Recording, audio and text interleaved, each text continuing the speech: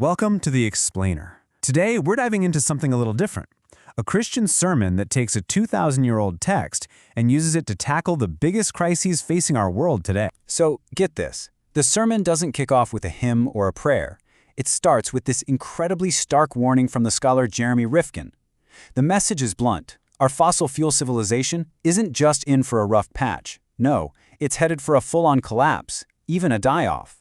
And that right there is the central question we're tackling. I mean, think about it. You've got these huge 21st century problems, climate change, resource wars, you name it. So what could a book from 2 millennia ago possibly have to say about any of it? Well, that's what we're here to find out. All right, so let's get into it. The first thing the source does is lay out just how dire the situation is. And the argument isn't just that we have one big problem. It's more like a cascade, a whole chain reaction of threats, all interconnected, pushing us right to the brink. And it all starts with our planet. And what's really jarring is how soon this could all start. I mean, look at this timeline. We're not talking about our grandkids' problems. The forecast cited in the sermon suggests this collapse, this massive disruption, could begin as early as 2028. That's just a few years away. This isn't some wild fringe idea either. The source points out that major organizations like the IEA are also forecasting a peak for fossil fuels before 2030. So, what's behind this huge shift? You might think it's all about environmentalism, right? Well, according to the sermon, it's not. It's pure economics. It turns out that since 2019, solar and wind power are now literally the cheapest sources of energy on the planet. The source uses a great line to drive this home. The Stone Age didn't end because we ran out of stones. And to really bring this home, the sermon zooms in on South Korea as a case study. You can see right here on the chart, among 38 developed OECD countries, it's dead last in renewable energy use. And this isn't just about green credentials. The sermon makes a powerful economic point. This puts huge companies like Samsung and Hyundai at a major disadvantage. I mean, how can they compete if their rivals are running on much cheaper energy? And it's not just about energy. The vulnerability gets even worse when you look at food. The sermon points out that back in 1970, South Korea was pretty self-sufficient, producing over 80% of its own grain. But today, that number has absolutely cratered, down to just 20%. It's a jaw-dropping fall, and it shows just how dependent the country has become on the rest of the world for its food. Yeah, and if you thought 20% was low, get ready for this. For wheat, you know, the stuff that makes bread, noodles, all the basics. The country's self-sufficiency rate is less than 1%, 0.7%. That means that for every 100 loaves of bread, less than one of them is made with local wheat. It just hammers home how incredibly vulnerable the nation is to any kind of global food crisis. So, you take this energy crisis, you add in a food crisis, and you throw in a climate crisis. What happens when they all hit at once? Well, the sermon's answer is pretty chilling. It predicts a huge, unstoppable wave of climate refugees. And the argument it makes is that when people are that desperate, the lines we draw on a map, our national borders, they just become meaningless. Okay, so now the sermon shifts gears. It moves from these huge planetary-scale problems to something much more immediate and brutal, war. But here's the key idea. It argues these aren't separate issues. They're actually just different symptoms of the same deep fracture running through our world. And to really show the human cost of this division, the sermon steps away from the big numbers and theories. Instead, it brings up this one awful story from news reports out of Gaza, an attack on a tent camp full of displaced people. It's a move to make this abstract conflict painfully real. The details, which the source pulls from outlets like the BBC and UN reports, are just horrible. But the most devastating fact, the one the sermon really emphasizes, is where this happened.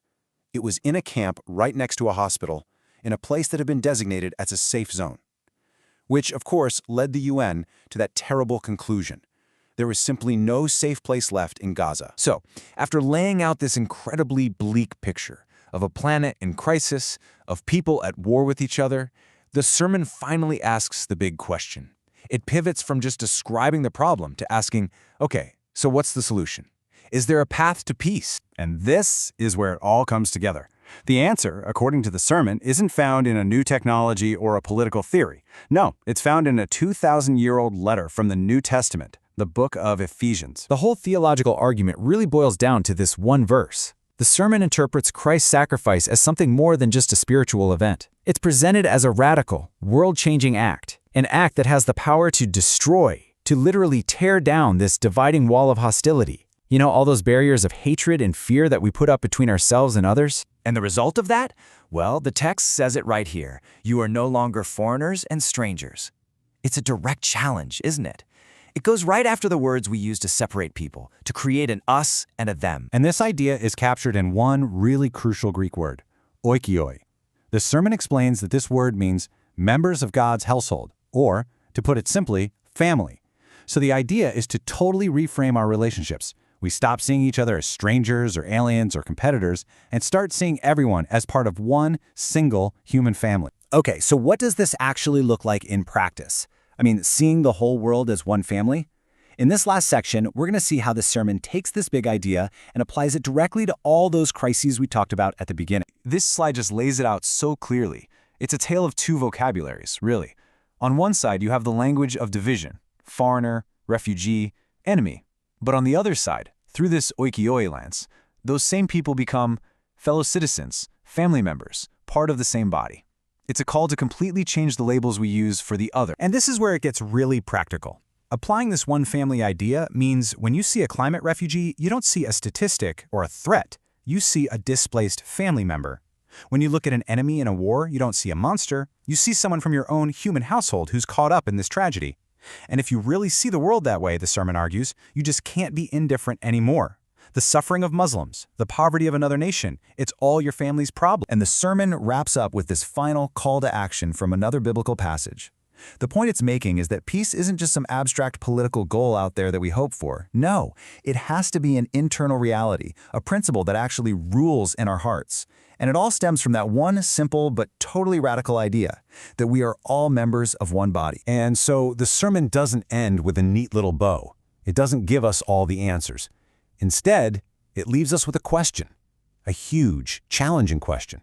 It throws it right back at us and asks, if we actually took this seriously, if we truly saw every single person as a member of our own family, what would have to change? In our world, in our nations, and maybe most importantly, inside ourselves.